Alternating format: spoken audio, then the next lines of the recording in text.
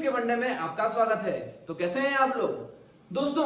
आज हम डिस्कस करेंगे पेपर नंबर 110 पार्ट 2 द्वितीय।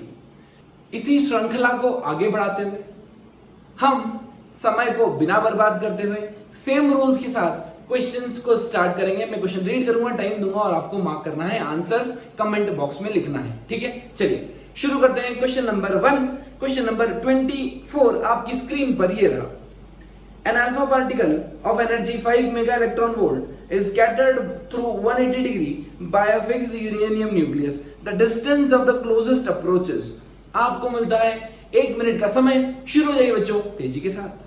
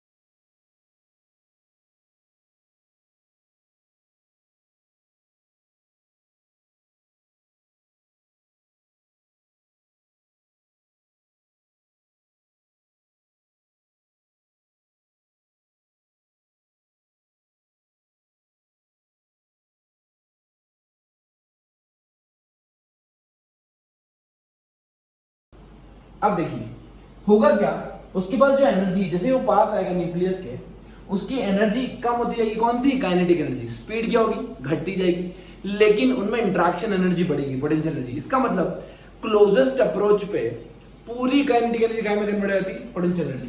बस क्लियर करो। तो 5 mega electron volt will be equal to the potential energy K × Q1 × Q2। Q1 कितना है बच्चों? यहाँ पे हमें एक तरह का अल्फा पार्टिकल है और दूसरा दे रखा है हमको यूरेनियम 92 है। ठीक, तो जैसे ही देखेंगे अपन, चार्ज कितना होता है? Q1, अल्फा पार्टिकल मतलब 2He4, तो जाएगा 2E, और वो 92 है तो जाएगा 92 × E divided by R, K Q1 Q2 by R। ठीक, this R will be the closest approach. अब ये इलेक्ट्रॉन वोल्ट में, इसको इलेक्ट्रॉन वोल्ट में कन्वर्ट करने के लिए क्या मुझे E से डिवाइड करना पड़ता है? याद है ना आपको? अब ध्यान से ये सब कैंसिल हो जाएगा। अब ये आ गया मेरा इलेक्ट्रॉन वोल्ट में। एनर्जी का में कन्वर्ट होगा बच्चों इलेक्ट्रॉन वोल्ट में। ठीक, R की वैल्यू निकाल लो यहाँ से। K की वैल्यू पुट करो 9 × 10⁹ into 2 into 92 into E divided bye 5 mega electron volt. ठीक है, चलिए तो आपका आंसर आ जाएगा C option 5.3 into 10 to the power minus 14. The correct answer will be C option. Next, question number 25. The fraction of atoms of a radioactive element that has decayed in 6 days is 7/8. The fraction that decays after 10 days will be. आपको मिलता है 1 minute का समय। शुरू हो जाइए बच्चों तेजी के साथ।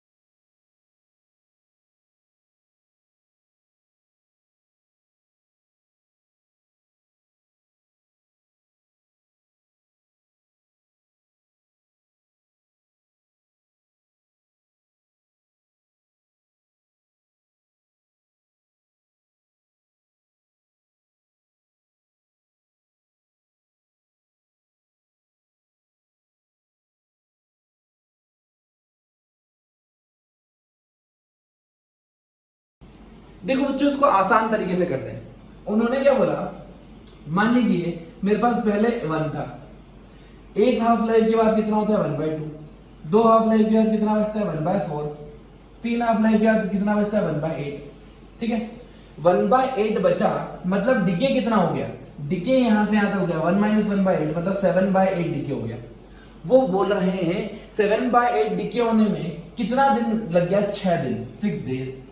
इसका मतलब 1 T half, 2 T half, 3 T half, 3 T half equal to 6, तो टी हाफ कितना आ गया 2। अब क्या बोल रहे हो 10 दिन में क्या होगा, ध्यान से देखो, इसको श्रृंखला को आगे बढ़ाते हैं। ये हो जाएगा 1/16 और ये जाएगा 1/32। ठीक है, 2 2 2 2 2 5 बार टी हाफ लगा, 10 दिन हो गए, खेल खत्म। मतलब कितना बचा 1/32 मात्र। वो पूछ रहे कितना डिके हो गया, तो 1 minus 1/32। The correct answer will be 31/32। आसान अप्रोच, लॉजिकल, आपका आंसर है C. Next question number 26। The kinetic energy of a particle executed as system is 16 joule when it is at its mean position. If the amplitude of oscillation is 25 centimeter and the mass of the particle is 5.12 kg, then the time period of the oscillation will be. आपको मिलता है 1 minute का समय। शुरू हो जाइए बच्चों तेजी के साथ।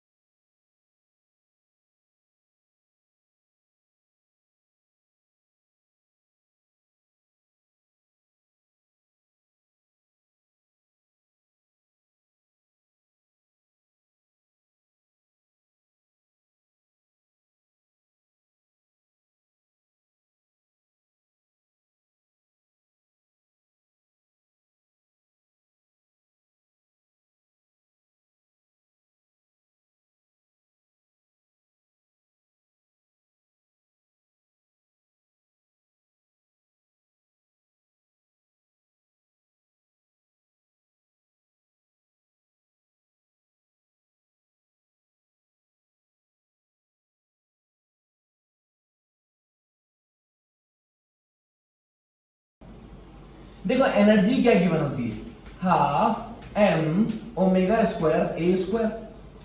ठीक, एनर्जी कितनी दे रखी है 16। मास कितना दे रखा है, मास दे रखा है उन्होंने हमको 5.12 इंटू ओमेगा स्क्वायर, ए कितना दे रखा है 25 सेंटीमीटर, मीटर में कन्वर्ट कर दो। ठीक है, का होल स्क्वायर। अब जैसे आप सॉल्व करोगे बच्चों तो आपको ओमेगा की वैल्यू डायरेक्ट निकल के आएगी, यहां से कैलकुलेशन करना है कुछ भी नहीं, आसान है बिल्कुल। ठीक, तो आपसे यहां से ओमेगा आ जाएगा बच्चों, ओमेगा आएगा, ओमेगा आने के बाद आपको निकालना है time period 2 pi by omega डालिए, बस कैलकुलेशन कर लीजिए, आसान है, बिल्कुल भी टफ नहीं। The correct answer will be C option. Next question number 27। The amplitude of SHM of simple pendulum is 10 centimeter when the pendulum is at displacement of 4 centimeter from the mean position. The ratio of kinetic and potential energies at that point will be. आपको मिलता है 1 minute का समय। शुरू हो जाइए तेजी के साथ।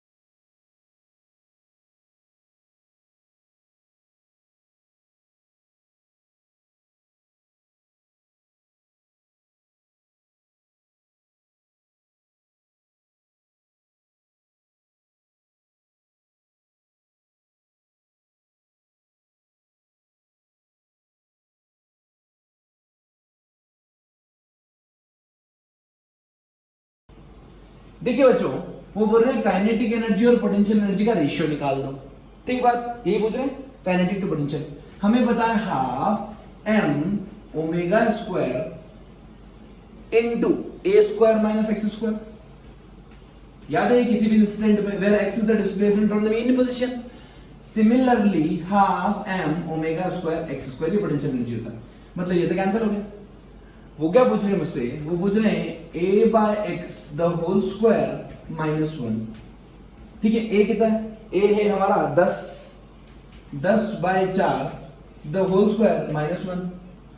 ठीक है, 10/4 का होल स्क्वायर जैसे ही आप करोगे आपका आंसर आ जाएगा 5.25. The correct answer will be option A. Right. Next question number 28. A photon of light enters a block of glass after traveling through vacuum. The energy of the photon on entering the glass block will be. आपको मिलता है 30 seconds का समय. 3 सवाल शुरू हो जाइए तेजी के साथ.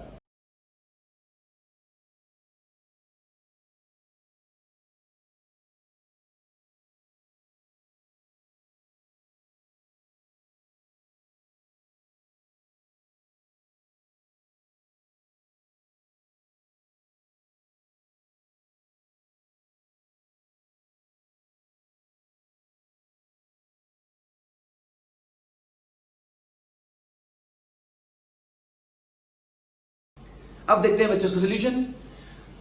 ध्यान रखना फ्रीक्वेंसी कभी भी चेंज नहीं होती. कोई लाइट या कोई रे एक मीडियम से दूसरे मीडियम में चले जाए तो क्या चेंज नहीं होता बच्चा? फ्रीक्वेंसी चेंज नहीं होती. वेलोसिटी चेंज हो जाएगी, वेवलेंथ चेंज हो जाएगी. Frequency is the property of source.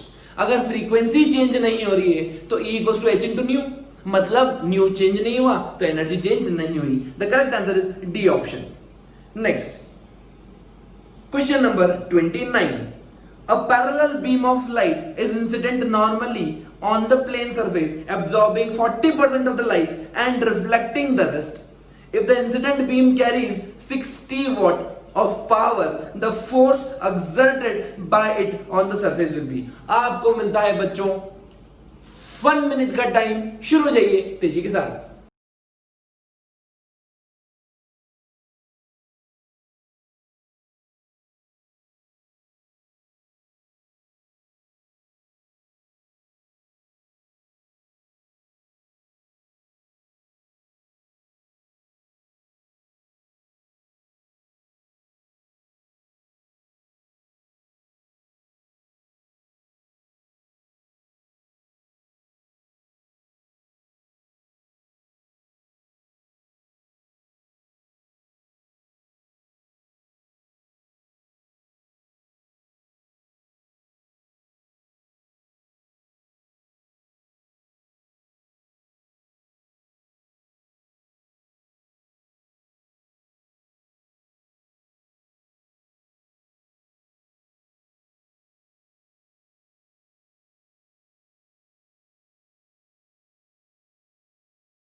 अब देखते हैं बच्चों इसका solution.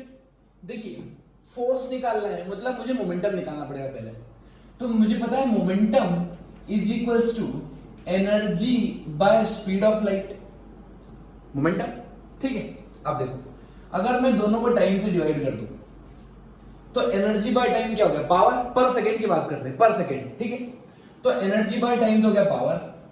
Power bye speed of light ये कितना हो जाएगा? Change in momentum by time. Momentum by time कितना होता है? फोर्स.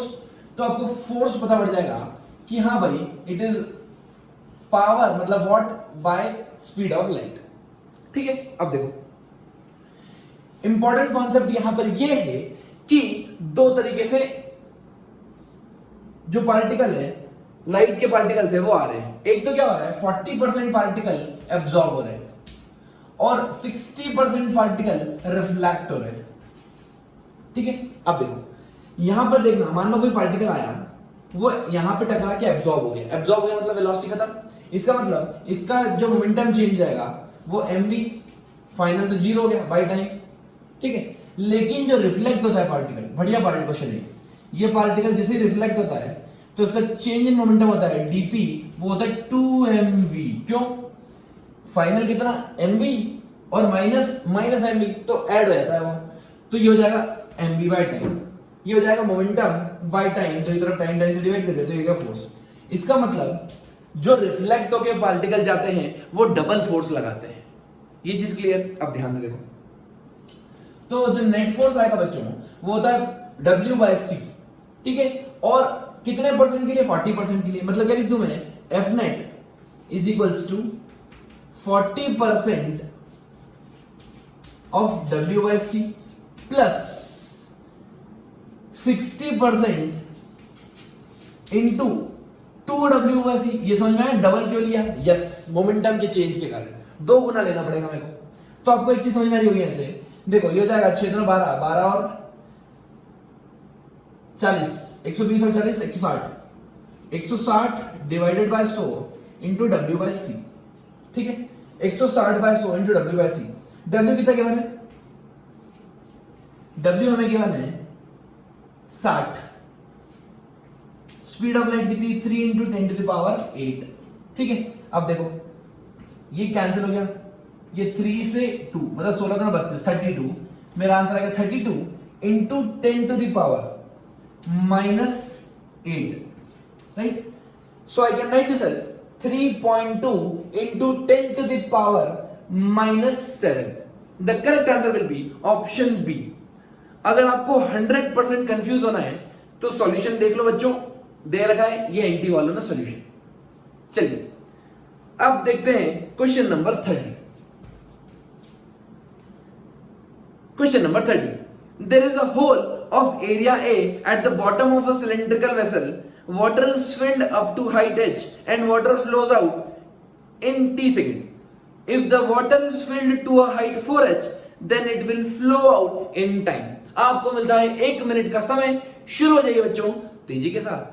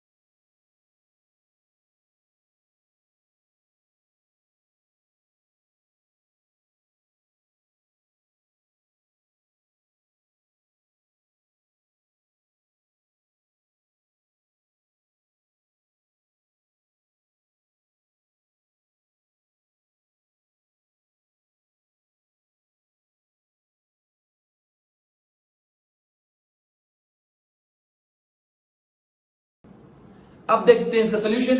मस्त ट्रिक मेथड बताता हूं, मजा ही आ जाएगा आपको। फील ले लो आप इसकी, ध्यान से याद रख लो, ध्यान से।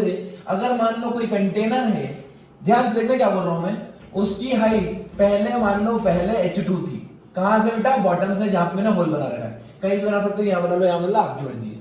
ठीक, अब मान लो फाइनल हाइट कितनी हो गई? h2 हो गई। तो टाइम प्रोपोर्शनल होता है, हमेशा याद रखना, रूट ओवर फाइनल या इनिशियल माइनस फाइनल कर लो, एक ही बात है, इनिशियल माइनस फाइनल। ठीक, टाइम इसके प्रोपोर्शनल होता है रूट के।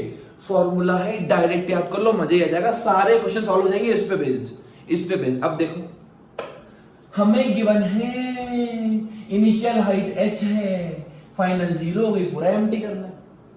ठीक, अब वो पूछ रहे हैं कि नया टाइम बता दो, अगर मैंने हाइट 4 गुना बढ़ा दी तो 4 गुना दी बढ़ा दी तो हम डरते हैं क्या? ये हो जाएगा t by 3u equals to h by 2h, है ना? मतलब रूट ले लो, ये लो, कैंसिल हो गया। 4 का बाहर आ गया 2, तो मेरा आंसर आ गया 2t equals to t nu. The correct answer will be 2 गुना टाइम लगेगा, ए ऑप्शन। आया मजा। मैं इसका फील दिलाता हूं, प्रूफ देता हूं, देखना कोई बड़ी बात थोड़ी, रॉकेट साइंस थोड़ी, भाई फिजिक्स है नॉर्मल सी। अब ध्यान से देखो, मान लीजिए ये पानी भरा हुआ है, जल, ठीक है। अब इसके अंदर मैंने छोटा सा होल कर दिया, ऐसा होल कर दिया। अब देखो यहाँ पे वेलोसिटी मैंने मान ली v, एरिया में मान लेता हूँ स्मॉल है। यहाँ पे मैं एरिया मान लेता हूँ कैपिटल है, और ये थिकनेस क्या हो रही है? धीरे धीरे मान लो कम होती जा रही है। थिकनेस कम नहीं हो रही, मतलब क्या होना चाहिए? ऐसा होना चाहिए हाइट कम होती जा रही है, ये मान के चलो। ठीक, तो ध्यान से देखो, मान ले किसी इंस्टेंट पे y हाइट है, ये dy रेट से कम हो रहा है। ठीक है, इसका मतलब इसकी जो वेलोसिटी आ जाएगी, वेलोसिटी ऑफ द लेयर क्या होगा? dy बाय dt होगी, जिस रेट से y कम हो रहा है। इतना तो कॉमन सेंस है ना? चलो बहुत बढ़िया। अब मुझे पता है बच्चों, इक्वेशन ऑफ कंटिन्यूटी लगाता हूं, a1 into v1 is equals to a2 into v2, a into v equals to a into v, right? अब मुझे पता है वेलोसिटी, अगर पानी h हाइट तक भरा होता है तो under root 2gh, y height तक भरा है तो अंडर रूट 2gy। तो ये हो जाएगा a by a into dt, और v की जगह रूट 2gh, ये हो जाएगा अंडर रूट 2g(y). अब बच्चों बस इंटीग्रेट कर देना इसको y के रेस्पेक्ट में, आपका आंसर आ जाएगा time proportional to root H minus root H initial. ठीक है, आसान है, बिल्कुल टफ नहीं, लेकिन डायरेक्ट स्टैंडर्ड रिजल्ट याद रख लोगे तो आपका फिंगर टिप्स में काम हो जाएगा और सही आंसर आएगा। चलिए question number 31। A vertical tube of length 100 centimeter contains a mercury pellet of length 5 centimeter as shown in the figure. The length of the tube above mercury pellet, if the tube is inverted, is nearly. आपको मिलता है 1 minute का समय। शुरू हो जाइए बच्चों तेजी के साथ।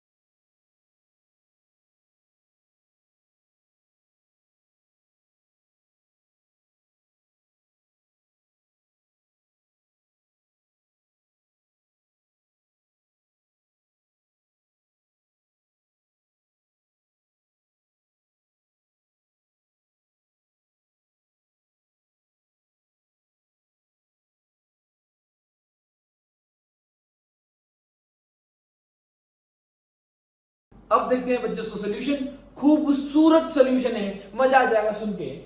देखो बॉयल्स लॉ क्या बोलता है, टेम्परेचर कांस्टेंट मतलब पीवी इक्वल टू कांस्टेंट, मतलब प्रेशर क्या इनवर्सली प्रोपोर्शनल टू वॉल्यूम होता है। ठीक है, अब ध्यान से देखना बिल्कुल, ये ऑलरेडी मर्क्यूरी पैलेट है। ठीक है, अब एक्चुअली में यहाँ पे प्रेशर कितना लग रहा है एटमॉस्फेरिक, उन्होंने बोला 75 सेंटीमीटर ऑफ Hg। ध्यान सुनना, आसान है, मजा आ जाएगा, कॉन्सेप्ट तगड़ा है बिल्कुल। ये 5 सेंटीमीटर, इसका मतलब एग्जैक्ट जो प्रेशर यहां पे लग रहा होगा P1 पॉइंट पे, क्या 75 प्लस 5 80 के बराबर लग रहा होगा। 80 सेंटीमीटर ऑफ रो जी, मतलब प्रेशर निकालूं तो रो दैट इज 13,600 13,500 600 हाँ इंटू जी इंटू एच। ठीक है, 13,600। अब ध्यान से यहां पे मैं ऐसा लिख सकता हूं, डायरेक्ट बोल दूं क्या कि प्रेशर 1 इंटू वॉल्यूम या area into thickness, area into height, मतलब area into height that is 50 is equals to pressure. अब उल्टा कर दिया, अब ध्यान से देखना, उल्टा कर दिया मतलब यहां पर प्रेशर 75 लग रहा था। ठीक, तो 75 इतना घटाना पड़ेगा अपने को, तो 70 माइनस 70 यहां पे देखो ऐड हुआ, यहां पे सब्ट्रैक्ट हुआ, आया, उल्टा कर दिया तो ये चेंज हो गया सबसे बड़ा। तो प्रेशर जो था वो P2 बन गया इंटू एरिया इंटू हाइट, पता नहीं। अब यहां पे 75 प्लस 5 80 इंटू 50, और यहां पे कितना हो जाएगा 70 इंटू एक्स। अब ध्यान से देखो, जीरो ने जीरो को मार दिया, ये बचा 8/7 into 50। The correct answer will be 57। मस्त क्वेश्चन, मजेदार, सॉल्यूशन भी उतना ही प्यारा। Question number 31 option B correct. चलिए next question number 32। 2 points P and Q lie on either side of an axis XY. It is described to produce an image of P at Q using a spherical mirror with XY as optic axis. The mirror must be. आपको मिलता है 45 seconds का समय। तीसरा सवाल, शुरू हो जाइए बच्चों तेजी के साथ।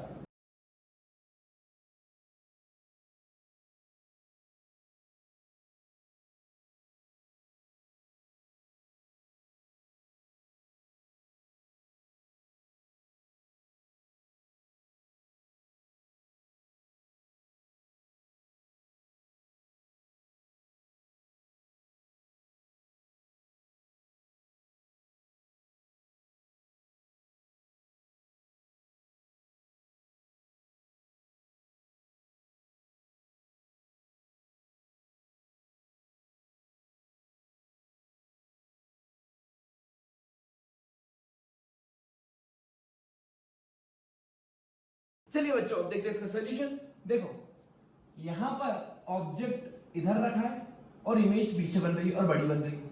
ठीक है, अगर मैं एक मिरर लगा दूं, कौन सा, कॉनकेव का, तो आपको पता है कि अगर ऑब्जेक्ट फोकल लेंथ f और 2f के बीच में बनता है तो इमेज इन्वर्टेड बनती है और लार्ज बनती है। इसका मतलब the correct answer will be option A. Next question number 33, a compound microscope having magnifying power 35 with eyepiece of focal length 10 centimetre, assume that the final image is at LDDV, then the magnification produced by objective lens will be। आपको मिलता है 1 minute का समय, शुरू हो जाइए बच्चों तेजी के साथ।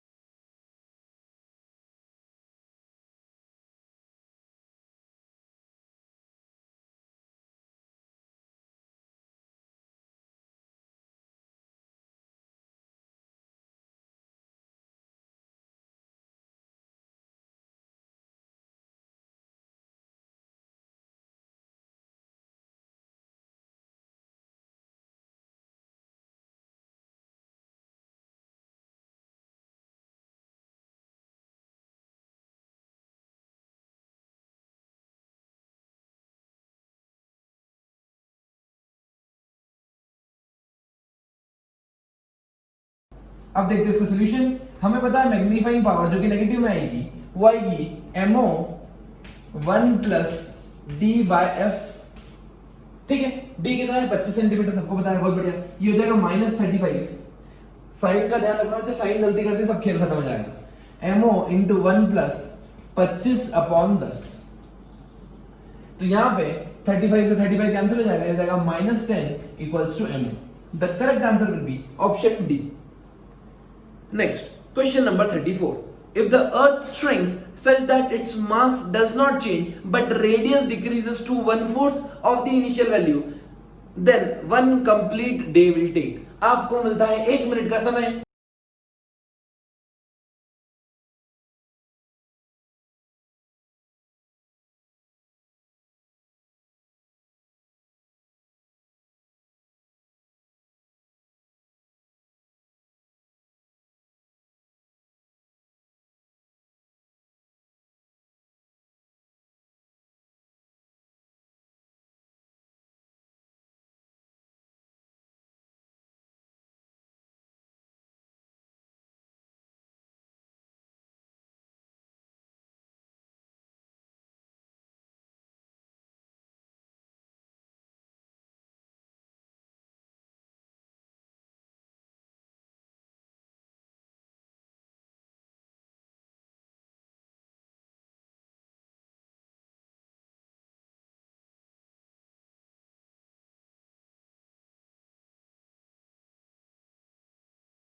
चलो बच्चों देखते हैं इसका सॉल्यूशन। देखो अर्थ श्रिंक हुई है मतलब अभी भी एंगुलर मोमेंटम क्या होगा, कंजर्व होगा।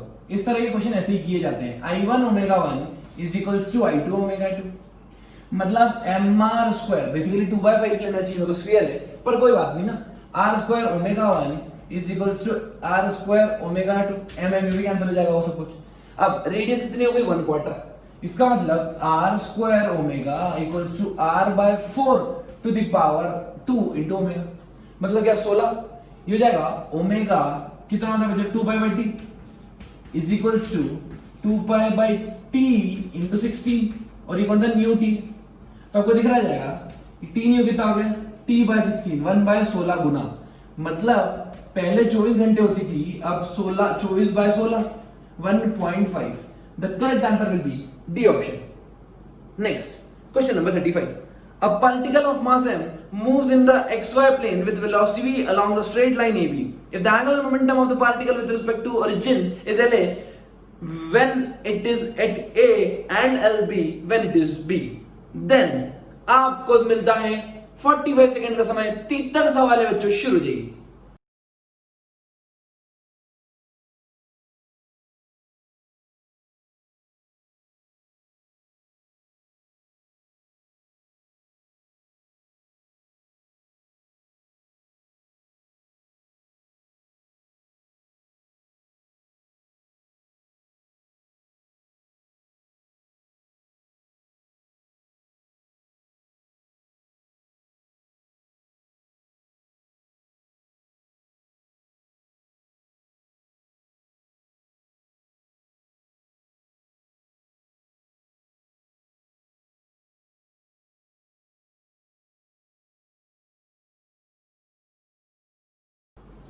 अब देखते हैं इसका सोल्यूशन।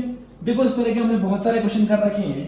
अगर पार्टिकल कोई ऐसे मूव कर रहा है, मान लो ए पॉइंट बी पॉइंट है, ठीक, ऐसे मूव कर रहा है वो इधर, मैं इस लाइन को एक्सटेंड करता हूं, राइट। अब हम जब एंगुलर मोमेंटम निकालते हैं तो M R cross V, velocity हमें पता है इस डायरेक्शन में, मतलब आपको दिखेगा कि एक जो एंगल बन रहा है, जो परपेंडिकुलर डिस्टेंस है वो तो फिक्स है समझ में, v फिक्स है, m फिक्स है, ये होता है m into R perpendicular into v, और r परपेंडिकुलर भी फिक्स है, इसका मतलब एंगुलर मोमेंटम फिक्स है। Option B equal. Question number 36, two identical capacitors A and B of capacitance C each are charged to the same potential and are connected in two circuits at t equal to 0 as shown in the figure. The charge on the capacitor at time t equal to CR are respectively. आपको मिलता है पूरे 1 minute का समय। शुरू हो जाइए बच्चों तेजी के साथ।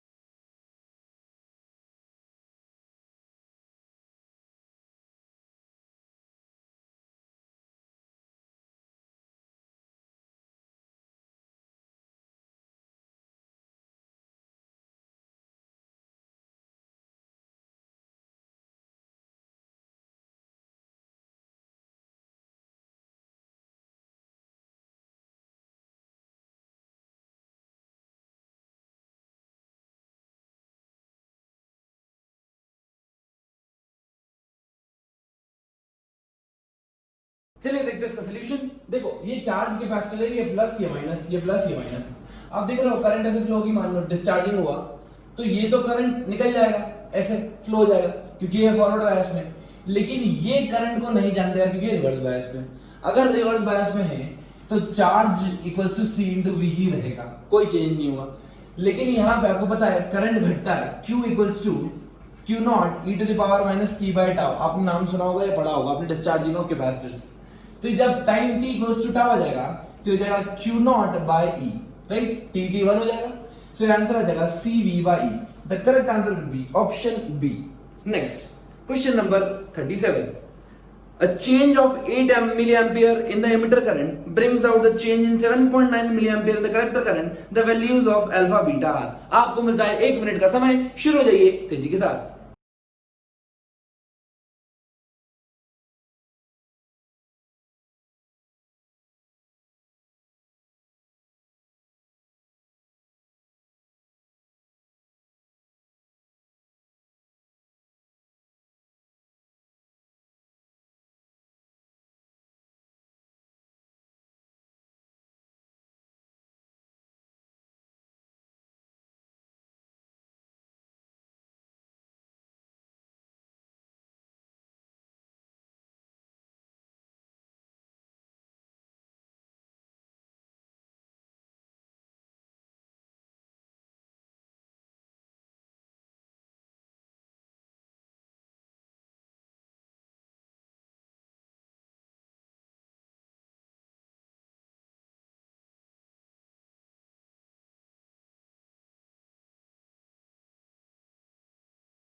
तो आइए बच्चों देखते हैं इसका सॉल्यूशन।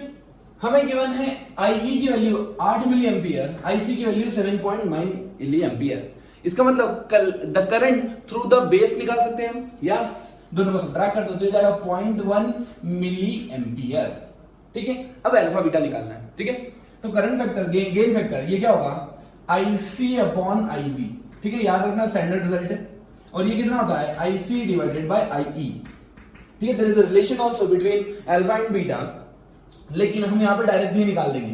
तो IC कितना होगा ध्यान से देखो, ये लगा 7.9 divided by 0.1, milli milli cancel, मतलब आ गया 79, करेक्ट। और ये जाएगा IC 7.9 divided by 8, milli milli cancel, ये जाएगा लगभग 1 के आसपास, 1 से थोड़ा सा छोटा, मतलब 0.99। The correct answer will be option D.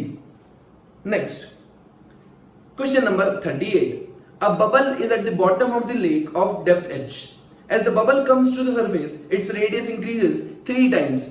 If atmospheric pressure is equals to L meter of the water column, then H is equals to.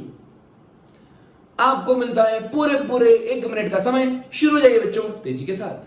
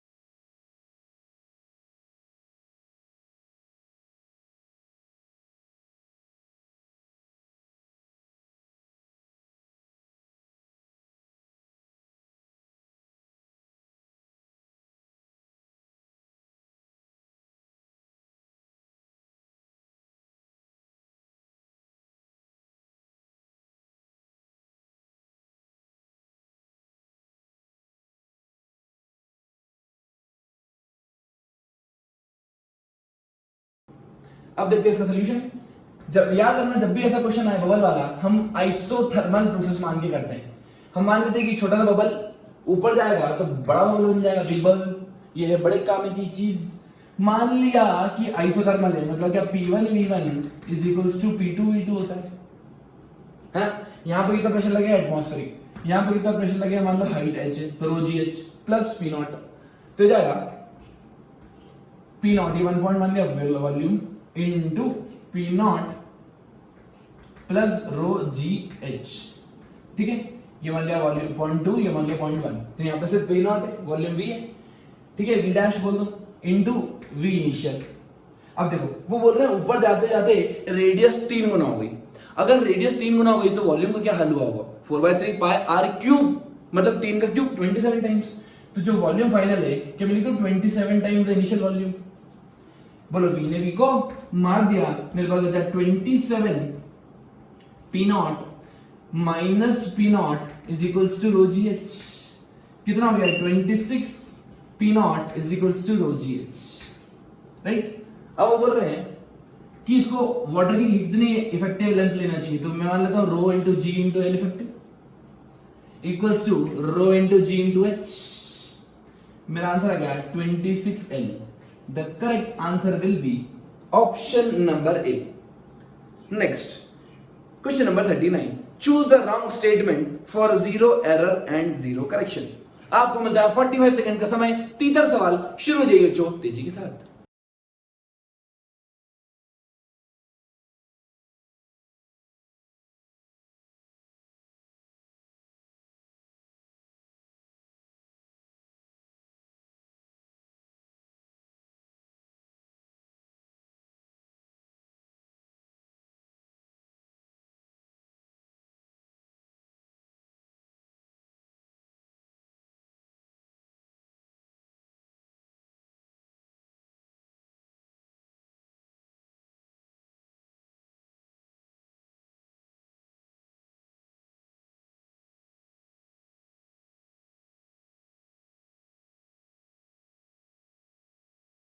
The correct answer will be option C. The zero error is positive when the zero of the vernier scale lies to the left of the zero of the main scale. 100% गलत है, right में होना चाहिए, तब जाके positive error होती है। और फाइनल आंसर में हम एरर को विथ साइन सब्ट्रैक्ट करते हैं। पॉजिटिव एरर तो सब्ट्रैक्ट करेंगे, नेगेटिव एरर तो ऐड करेंगे, ठीक है। चलिए next question number 40, consider N interference pattern between two coherent sources. If I1 and I2 be the intensities of the point where the phase difference is pi/3 and 2 pi/3 respectively, the intensity at maxima is, आपसे वो intensity पूछ रहे हैं maxima पे, ठीक है। चलिए आपको मिलता है 1 मिनट का समय। शुरू हो जाइए बच्चों तेजी के साथ।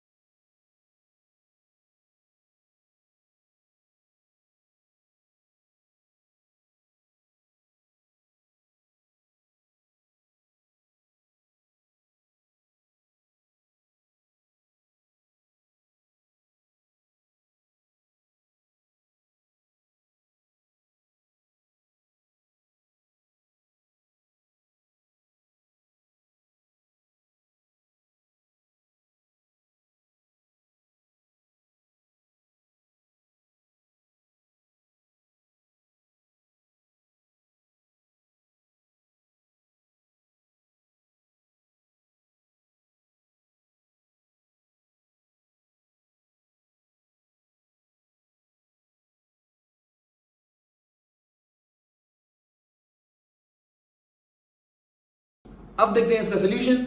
देखिए जब तक इंटेंसिटी सेम ना गिवन हो, सेम मत लेना दोनों सोर्सेस की, ठीक है।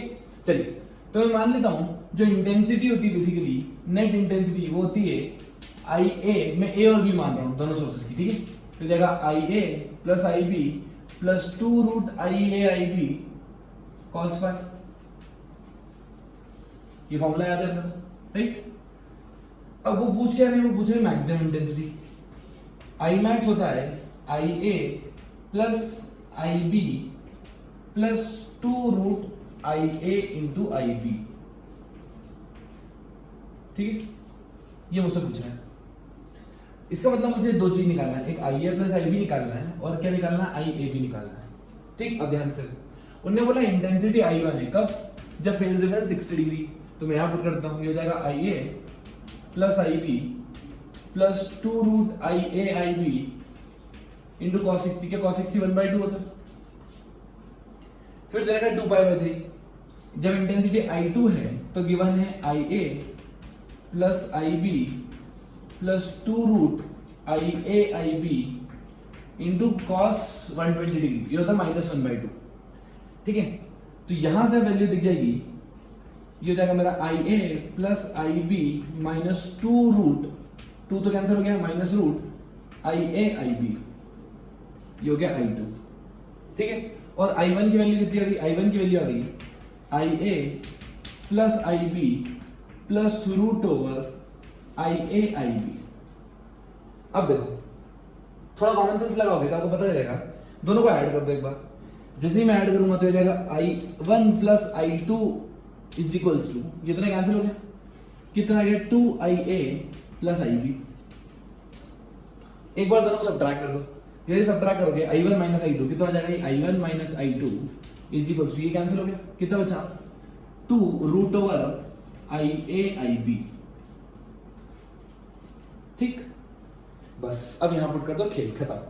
So it will be IA plus IB की वैल्यू कितनी है, I1 plus I2 by 2 plus 2√I1/I2, 2√I1/I2 की वैल्यू है I1 minus I2।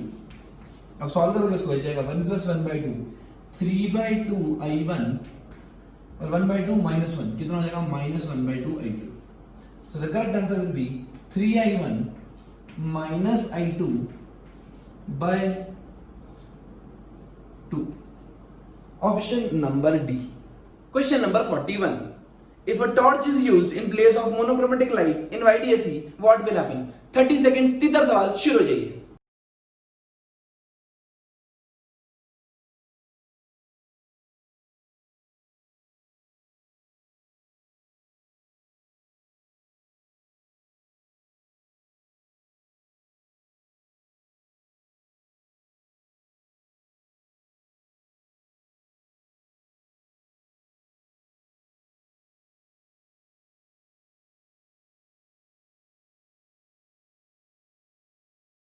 The correct answer is कोई फ्रिंज नहीं मिलेगी, क्योंकि कांस्टेंट फेज डिफरेंस पे लाइट पहुंचेगी ही नहीं। एक सिंगल वेवलेंथ होती तो वहां पे फेज डिफरेंस को मिला के कुछ ना कुछ मैक्सिमम मिनिमम कर लेते हैं, लेकिन मल्टीपल वेवलेंथ पहुंच गई और सब रैंडम फेज पे है तो नहीं होगी। बच्चों हमें कोहेरेंट सोर्स चाहिए होते हैं, आपको पता है, ठीक है। चलिए तो कोई काम की नहीं है लाइट, कोई फ्रिंज नहीं मिलेगी, हमको इंटेंसिटी क्या मिलेगी, यूनिफॉर्म मिलेगी, जैसे अपने नॉर्मल घर में मिलती है लाइट हर जगह, ठीक है। चलिए next question number 42, two strings A and B of length LA equals to 80 centimeter and x centimeter respectively are used separately in sonometer. The ratio of their densities is 0.81. The diameter of B is 1/2 of that of A. If the strings have same tension and fundamental frequency, the value of x will be। आपको मिलता है 1 minute का समय, शुरू हो जाइए बच्चों तेजी के साथ।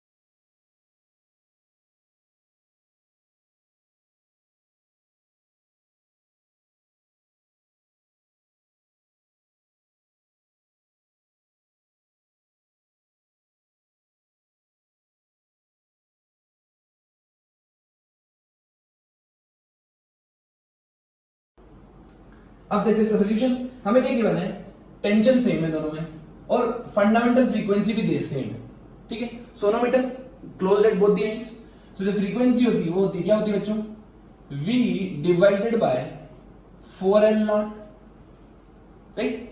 चलिए फ्रीक्वेंसी आ गई मेरे पास, फ्रीक्वेंसी सेम है, ठीक है।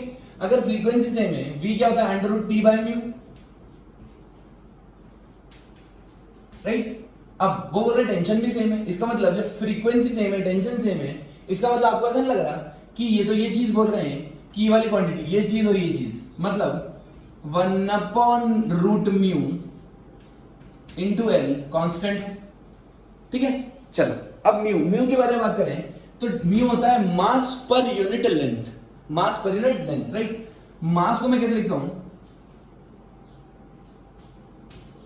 डेंसिटी इंटू वॉल्यूम, मतलब एरिया इंटू लेंथ लिख दो, डेंसिटी इंटू एरिया, ठीक। चलिए लेंथ लेंथ कैंसिल हो जाएगा, डेंसिटी इंटू एरिया क्या हो गई मेरी, म्यू हो गई।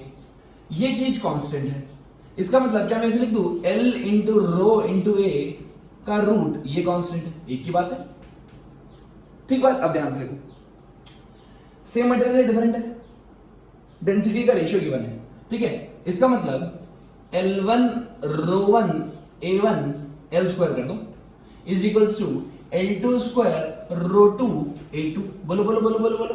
अब देखो डेंसिटी का रेशियो गिवन है 81, मतलब रो1 बाय रो2 कितना गिवन है, 0.81 into the diameter of B is 1/2 of A। Diameter कितना है B का, डायमीटर अगर डायमीटर हाफ है, right, diameter of B is 1/2 of A, इसका मतलब एरिया क्या 1/4 होगा, मतलब हो जाएगा L2 स्क्वायर इंटू रो तो लिख लिया मैंने, रो का रेशियो ये हो जाएगा A/4। डायमीटर हाफ है तो एरिया कितना होगा, 1/4 होगा, तो एरिया से एरिया भी कैंसिल हो गया, खिचक खिचक क्या हो जाएगा मेरे पास, L1 स्क्वायर। तो यहां पे आ जाएगा, ध्यान से देखो, ध्यान से ध्यान से ध्यान से ध्यान से देखना बच्चों, ये हो जाएगा मेरे पास, ये कितना है 0.81, राइट। 0.81 मतलब 9 के आसपास है ना।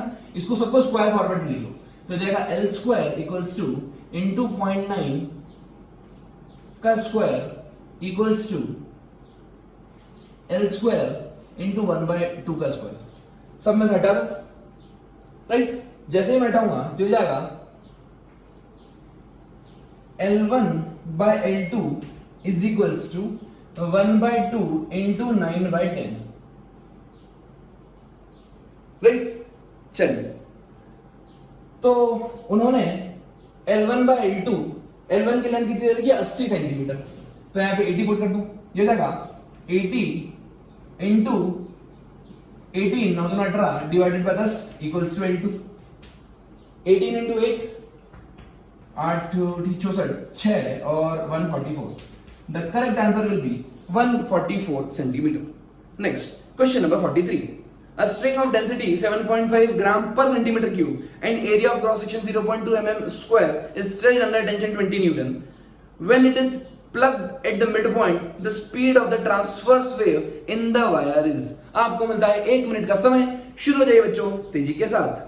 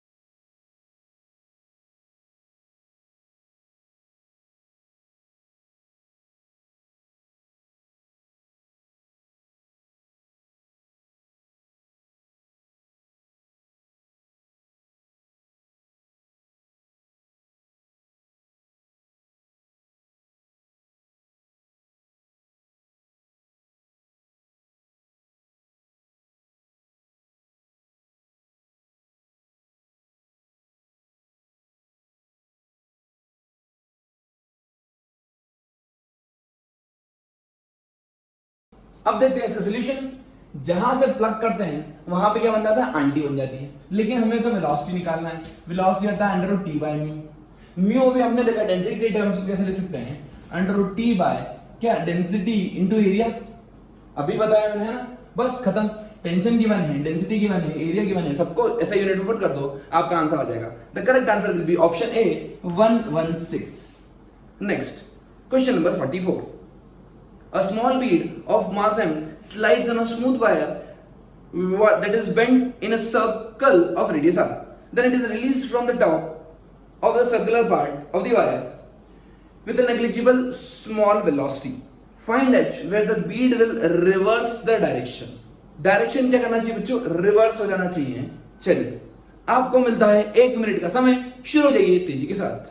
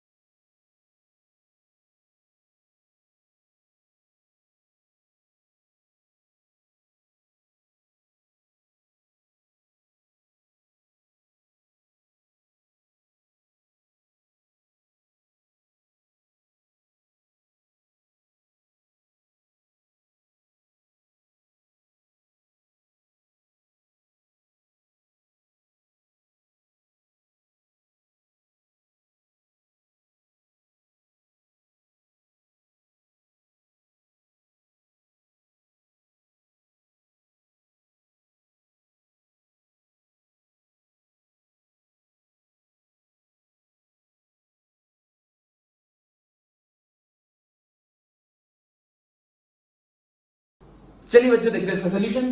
देखो इस तरह का क्वेश्चन हमने कर रखा है, लेकिन वहां पे कुछ और पूछा था, यहां कुछ और पूछा है। ध्यान से देखना, वो बोल रहे हैं कि रिवर्स हो जाना चाहिए डायरेक्शन, मतलब ऐसा आ रहा था पार्टिकल, अब कैसे चले आना चाहिए? ऐसे चले आना चाहिए। ठीक है, ध्यान से देखो। इसमें एक क्वेश्चन आता है फॉर लूपिंग द लूप, अगर कंप्लीट सर्कल करना है मुझे तो वेलोसिटी यहां पर होना चाहिए रूट जी आर के बराबर, यहां पे होना चाहिए रूट 5 जी आर के बराबर। बट इस क्वेश्चन में ये नहीं पूछा है। क्या बोल रहे हैं वो? सिर्फ डायरेक्शन रिवर्स कर दो। अगर यहां पे आके पार्टिकल रेस्ट पे भी आ गया तो अब क्या होगा? पार्टिकल सीधा नीचे गिरेगा, धड़ाक, कंप्लीट सर्कल नहीं करेगा। तो मुझे सिर्फ ये वाली हाइट चाहिए, बस रिवर्स करना है। मेरा लूपिंग द लूप वाला कॉन्सेप्ट नहीं है यहां पर।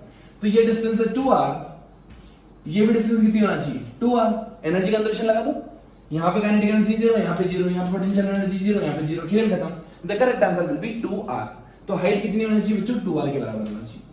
ऐसा समझ में? लेकिन अगर लूपिंग द लूप करते तो इसका आंसर आता 2.5r। वो बोलते हैं अगर मुझे कंप्लीट सर्कल में घुमा के बताओ तो 2.5r से यहां पे छोड़ोगे, इधर से छोड़ोगे, तब जाके ये कंप्लीट सर्कल कंप्लीट करेगा, वर्टिकल सर्कल कंप्लीट करेगा। आया समझ में? चलिए question number 45। The potential energy for a force field F is given as cos x plus y, the force acting on a particle at position 0, π/4 is। आपको मिलता है 1 minute का समय। लास्ट क्वेश्चन है बच्चा, सभी को सही करना है, शुरू हो जाइए तेजी के साथ।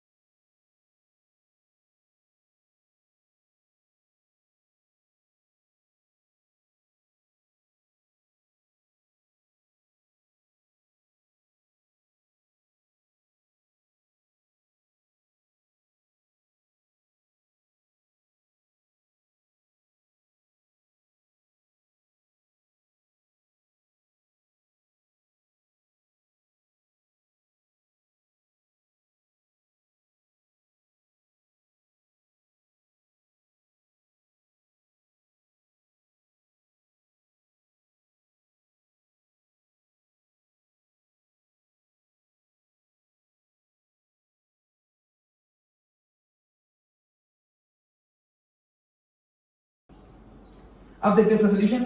फोर्स होता है minus del U by del X, differentiation करना पड़ता है partially with respect to X. अब देखो यहां पे क्या है, पहले x के रिस्पेक्ट से करेंगे फिर y के रिस्पेक्ट से करेंगे, क्योंकि दोनों फंक्शन गिवन है बेटा, y भी गिवन है और x भी गिवन है। ध्यान से देखना है ना, पहले x के रिस्पेक्ट से करते हैं। तो जाएगा cos थीटा, cos थीटा का डिफरेंशिएशन, sin थीटा का cos, cos का माइनस साइन, तो जाएगा minus minus cancel, already minus है यहां पे, तो जाएगा sin x प्लस y। ठीक है, फिर ये वहां पे sin x plus y।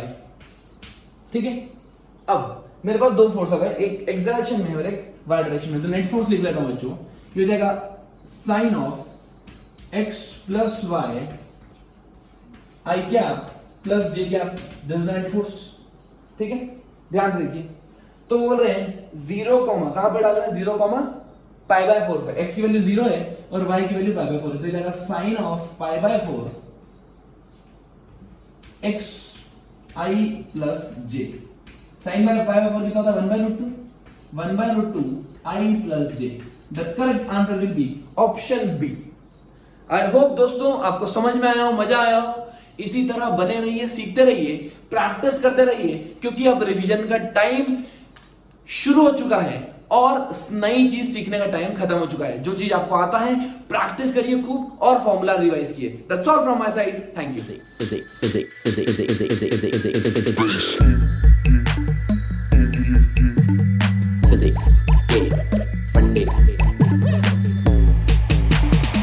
Physics के फंडे।